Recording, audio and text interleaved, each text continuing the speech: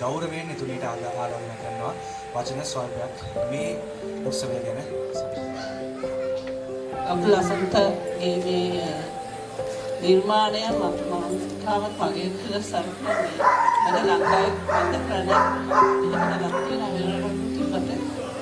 ඉතින් congratulations challenge great ඔගොල්ලෝ දන්නවද බුලි ඇමරිකන් බුලිස් අර බුලිස් කියන නම ආවේ මොකද කියන්නේ මේ බුලිස්ලා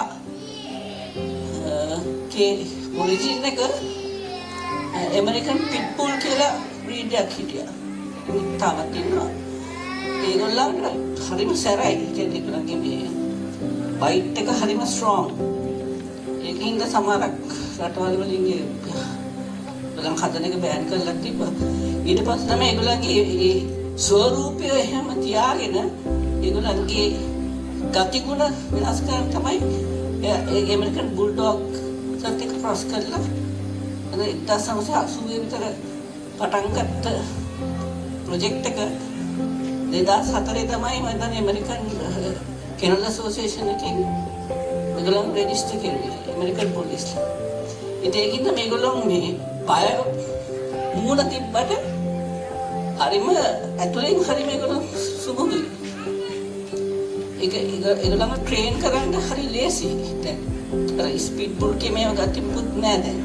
මේ ගෲප් එකක් ඉඳලා ඉස්සෙල්ලා පැක් ඇනිමල්ස් කියලා කියන්නේ.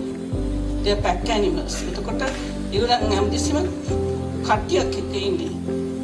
එතකොට දැන් අපි ගෙදර මේ ඇති කරන්න හදන ඉඳ ඒගොල්ලෝ ගෙදර මිනිස්සු ඔක්කොම පැක් එක කියලා තමයි ගණන් ගන්න. එයාගේ පැක් එක. එතකොට ඒකේ පැක් එකේ ලීඩර් කෙනෙක් ඉන්නවා. ආල්ෆා ඩොග් කියලා කියනවා. එතකොට ඒගොල්ලන් කවුරු හරි ගෙදර එක්කෙනෙක් ආල්ෆා හැටියට සලකනවා. ඒතර ආල්ෆාලා දෙන්නෙක් ඉන්න බෑ කියලා ඉන්න පුළුවන්. ඊට සමහරක් අය ගෙවල් මේ සමහරුන්ට හුරුයි සමහරුන්ට හුරු නැහැ.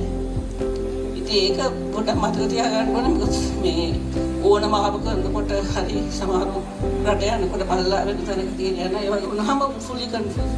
Thank you Lasantha for giving me this opportunity.